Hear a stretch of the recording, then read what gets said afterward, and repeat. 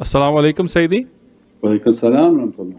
This month of the Qamar, it's been very mixed in a sense of major testing with also immense love. Could you please elaborate on the mix? Please forgive my bad adab. Major what? I didn't understand the words. Major testing with also immense love. Yeah, that every test is a love. You test what you love. So if you don't love something you don't test it. So when you look at your children and say, oh, I'm about to do something with this child, I'm about to do some sort of interaction, business, inheritance, don't you want to test them? There's not a crook, there's not crazy, that something's not wrong. So everyone's testing is based on a love.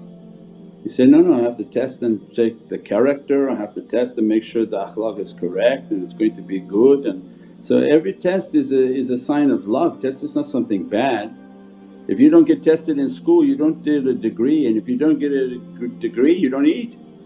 So if you say, I went somewhere and there was absolutely no test, oh so you probably didn't get a degree either. So absolutely, yeah, there wasn't actually a degree.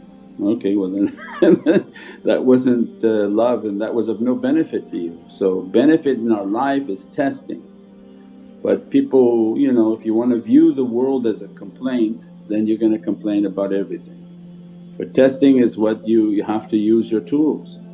So that's the great importance. So when you have a difficulty, Allah doesn't test people beyond their ability but ask them, how come you're not using your ability? So Allah says, don't test me beyond my ability, but the key in that is your ability. So why you don't use your ability? That's when they're just looking and said, that's kind of ajeeb.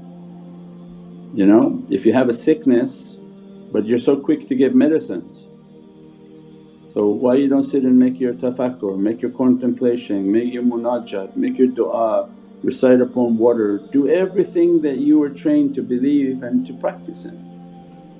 But you don't.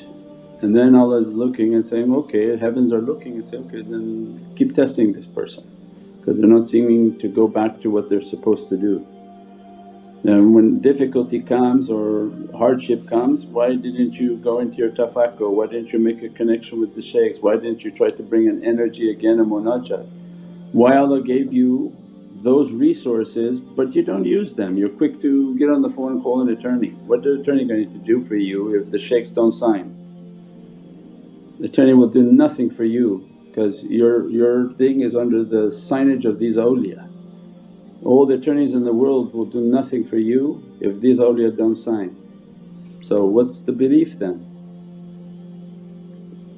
That's the whole imtihan. As soon as things come in your life you have to make your du'a, make your munajat, make your connection, asking the shaykh, making an email.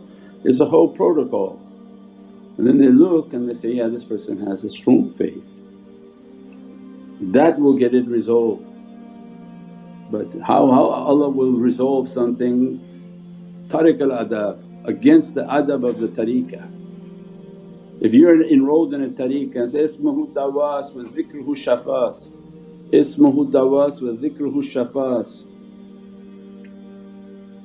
So you have to make that durood upon your medicine, otherwise the medicine not going to work for you. While Allah would say, we want you to believe in Pfizer pharmaceuticals more than Allah. You have it wrong and people have it wrong, then the test will repeat again next time.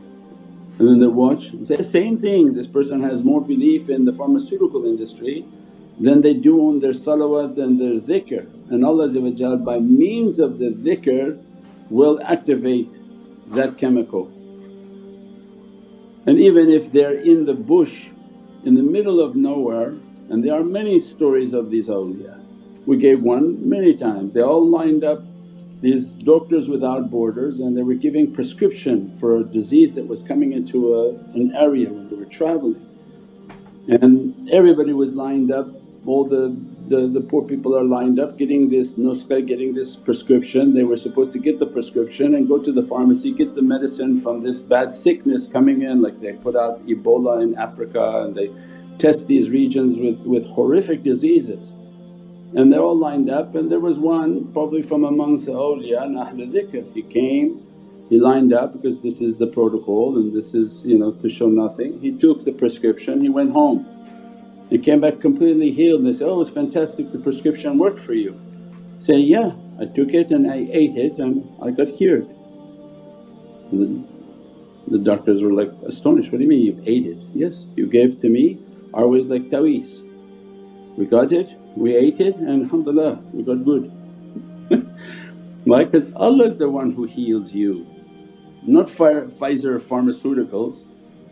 It's Allah who heals you by means of something. Allah gives you energy by means of you putting food in your mouth.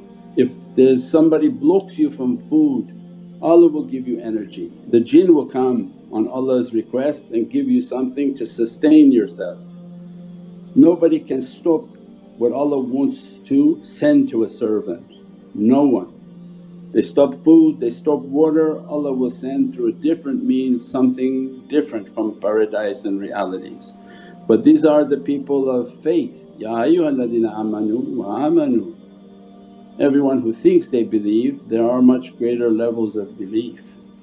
And this is what has to be activated in the last days and in days of difficulty, inshaAllah.